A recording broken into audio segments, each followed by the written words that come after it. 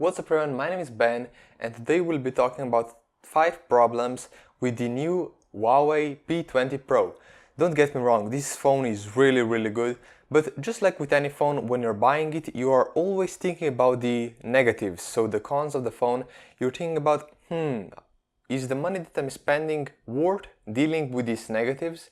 At least that's how I think when I'm buying a phone. So today we'll be talking about 5 different problems with the new Huawei P20 Pro and if they are worth taking them into consideration. First off, we have the display. Don't get me wrong, the display on the P20 Pro is definitely not bad, but considering that you're paying a price of a full-blown flagship phone, the display should be a Quad HD display. Well, it's not. The display on the P20 Pro is a 1080p display, which means that it's not competing with the top phones, and therefore it cannot be the top phone just because it does not have a Quad HD display. Basically, it's not the best of the best, but you are paying quite a high price. This also means that the pixel density is only about 400 ppi, while the top phones, the other flagships, have a ppi of over 500. So this is just a thing to take into consideration. Is it worth to pay a price of a full-blown flagship while not getting a Quad HD display? Think about it. Up next we have quite an interesting quite an interesting point, and it's the CPU. The CPU, in my opinion, is a bit underpowered. Here's why. Well, the phone has the KIRIN 970 chipset, which is by no means slow or bad. In fact, it's pretty good.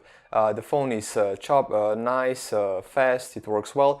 But the thing is, the phone is not capable of stabilizing video, so it does not have optical image stabilization when shooting 4K video.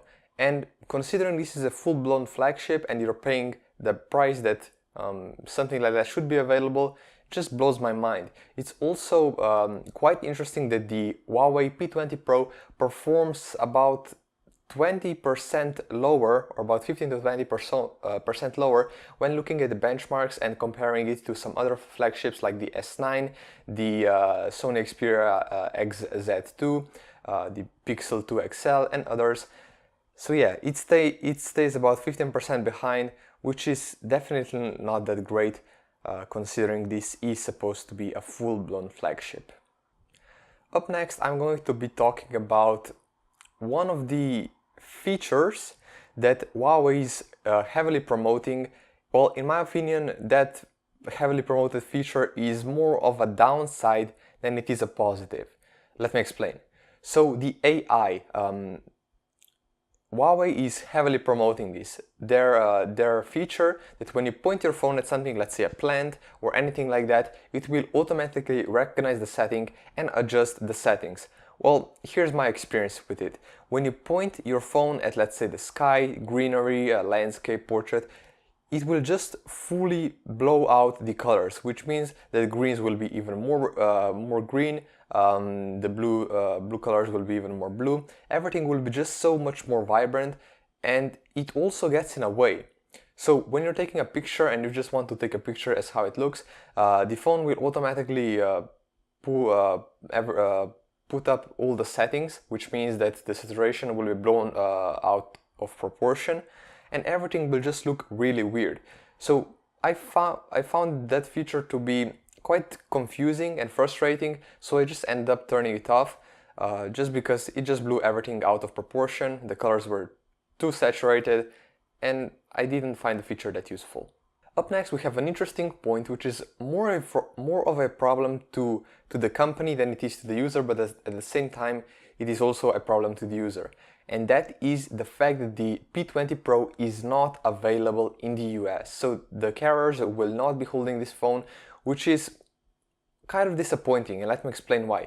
So the fact that the United States of America is one of the biggest markets in the world for smartphone devices, and the fact that Huawei isn't pushing their P20 Pro to America means that they are basically taking out a huge chunk, not only from their profits, but also they will be skipping out on possible user experience feedback, and basically other information which will directly result into the next version of the P20 Pro not being as good. Let me explain why. So basically, they won't receive as many customer feedback reports, they also won't make as much money, therefore they will not be able to improve the next version as much as they could, which means that potential customers will not be there. That's just my point of view, but basically the fact that the P20 Pro is not available in the US is also a bit of a downside. Our last and final point is basically the OS, or I should say bloatware. Let me explain.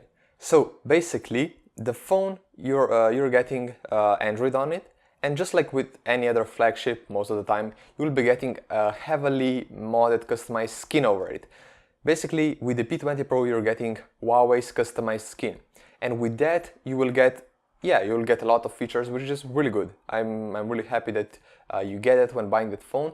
But here's when the issues come in. So let's say you have mail, you have your web browser, you have everything like that. Most of those apps are duplicated, which means you have more than 2 apps for the same purpose, which just means that the app will be taking more RAM, more space, and you won't even be using it. You also can't remove it, at least I'm not aware of it, which basically gives me an idea that Huawei didn't really research Android and its features before pushing all those extra apps, extra features on the device, which makes everything seem a bit, I don't know how to explain it. It's just not what I would expect. Why would I have 3 different apps that do the exact same thing while I can only have one and it will do the job just fine? It's just something to think about, again, to take into consideration, and that's basically my point of view. So I would like to thank you guys all so much for watching.